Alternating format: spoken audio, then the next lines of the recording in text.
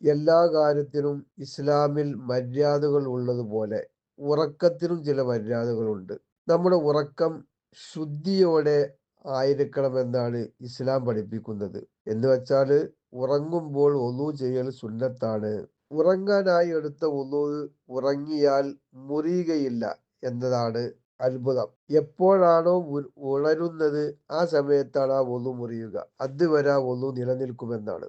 ഇപ്പൊ ഒരാള് ഭാര്യയോടൊപ്പം ഉറങ്ങുകയാണ് എന്ന് വെക്കുക. അയാൾക്ക് പോലും ഒളു എടുക്കൽ സുന്നത്താണ് എന്നാണ് ഇസ്ലാമിന്റെ അധ്യാപനം. അപ്പൊ ഭാര്യക്കും ഭർത്താവിനൊക്കെ കിടക്കുന്ന സമയത്ത് ഒളു എടുക്കൽ സുന്നത്തുണ്ട്. നബി സല്ലല്ലാഹു അലൈഹി വസല്ലം തങ്ങൾ പറയുന്നത് നോക്കൂ, നിങ്ങൾ ഉറങ്ങാൻ ഒരുങ്ങുമ്പോൾ അംഗശുദ്ധി വരുത്തണം. നിശ്ചയമായും അങ്ങനെ ചെയ്യുന്ന വ്യക്തിയുടെ ആത്മാവ് ഉണരുന്നത് വരെ അള്ളാഹുവിന്റെ മുമ്പിൽ സുജൂദിലായിരിക്കും. മാഷാ അല്ലാഹ്. മറ്റൊരു ഫലം കൂടിയുണ്ട് ഉറങ്ങുമ്പോൾ ഒളു എടുക്കുന്ന വ്യക്തിക്ക്. അതെന്താണെന്ന് വെച്ചാല് ഒളുവോട് കൂടി ഉറങ്ങുന്ന വ്യക്തി കാണുന്ന സ്വപ്നങ്ങളൊക്കെ സത്യമായിരിക്കുമെന്ന് ഹദീത്തിൽ വന്നിട്ടുണ്ട്. ഉറങ്ങുമ്പോൾ കമിഴ്ന്നുകൊണ്ടും മലർന്നുകൊണ്ടും ഉറങ്ങുന്നത് ശരിയല്ല, നല്ലതല്ല.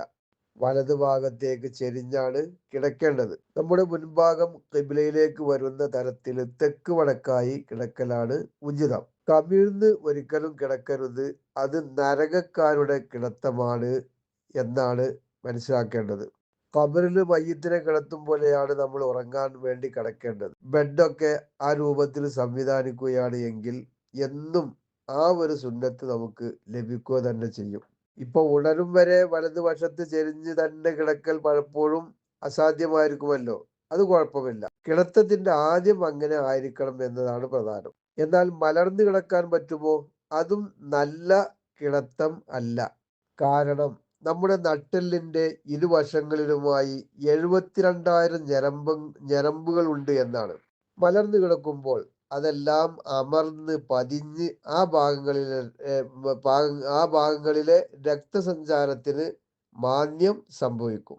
അതുകൊണ്ട് ഒരു വശം ചെരിഞ്ഞു കിടക്കുന്നതാണ് നല്ലത് എന്നാണ് ഡോക്ടർമാരുടെ അഭിപ്രായം. പിന്നെ മലർന്നു കിടന്ന് ഉറങ്ങാം, പക്ഷെ മുഖവും ഉള്ളങ്കാലും ഖിബ്ലയിലേക്ക് അഭിമുഖമാക്കണം. ഈ കിടത്തം സ്ത്രീകൾക്ക് കറാഹത്തുമാണ് എന്ന് മനസ്സിലാക്കുക.